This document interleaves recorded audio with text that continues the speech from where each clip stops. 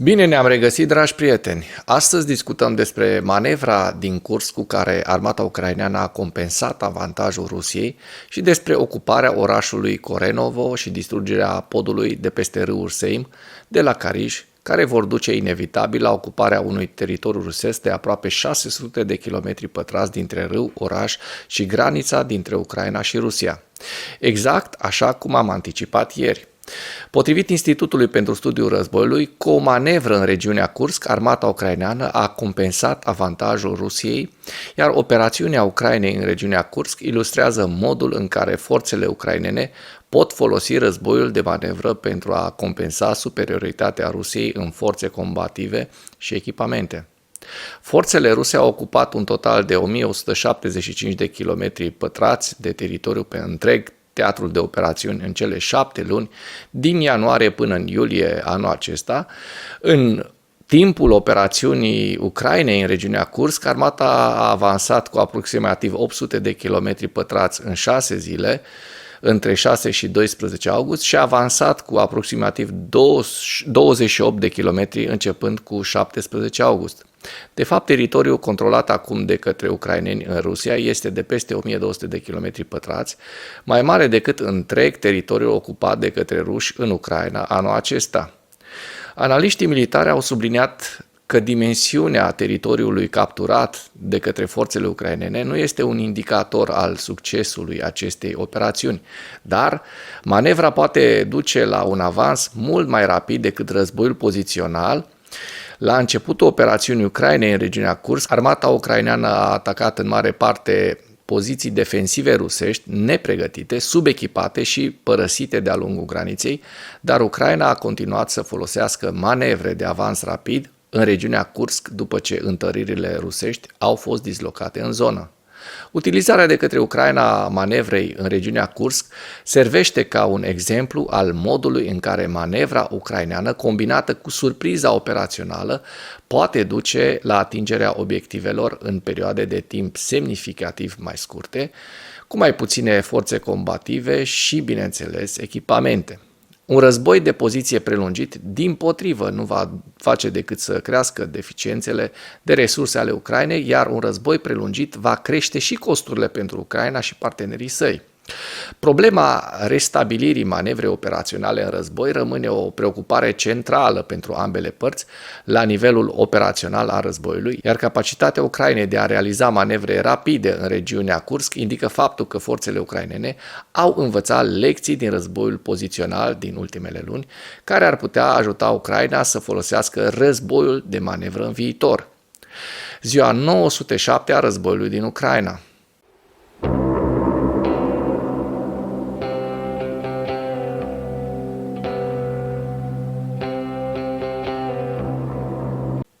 Potrivit statului major al forțelor armate ale Ucrainei, în dimineața zilei de 18 august 2024, pierderile totale în luptă ale Rusiei de la începutul invaziei neprovocate asupra Ucrainei din 24 februarie 2022 se ridică la 599.350 de militari. În ultimele 24 de ore, Rusia a înregistrat pierderi semnificative pe frontul din Ucraina, între care 1170 de militari, 7 tancuri, 7 vehicule blindate de luptă, un lansator de rachete și încă 71 de sisteme de artilerie. Așa cum anticipam ieri, în videoclipul de ieri seară, după un asediu de mai multe zile, ucrainenii au intrat în orașul Korenovo. Orașul era încercuit din 3 părți deja de vineri, dar ieri batalionul de ruși din Brigada 810 Infanterie Marină a cedat, mulți ruși au luat-o la sănătoasa, iar comandantul unei companii a fost capturat de către armata ucraineană. Dacă până în acest moment ai găsit informații utile în material, contribuie cu un like și cu o distribuire a acestui videoclip pentru a ajunge la cât mai multă lume.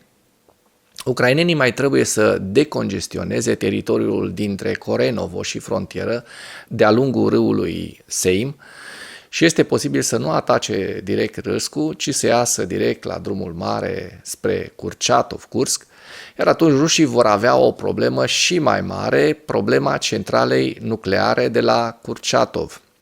Cifrele care ne dovedesc faptul că avansul armatei ucrainene continuă în curs sunt următoarele.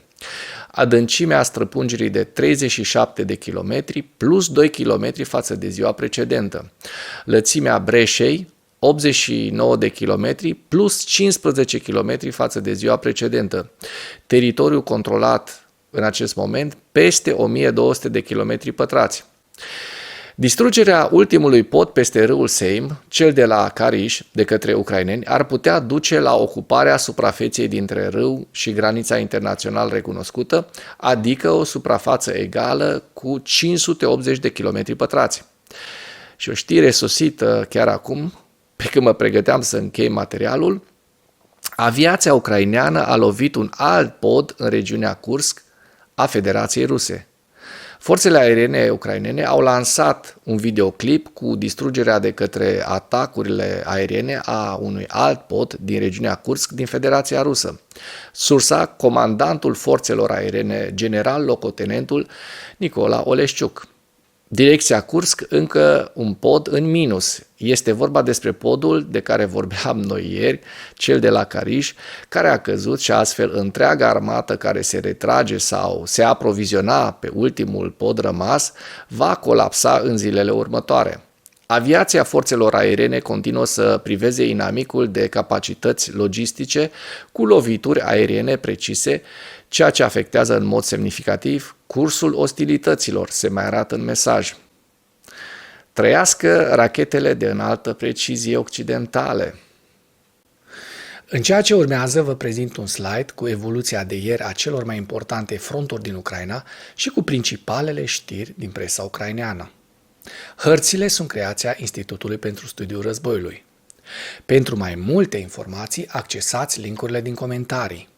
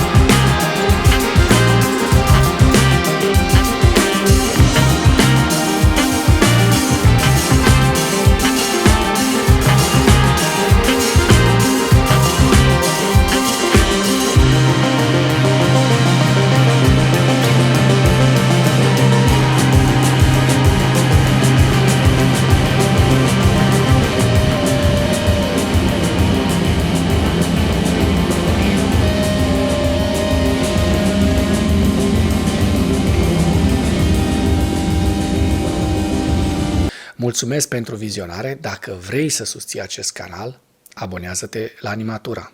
Apreciez mult asta.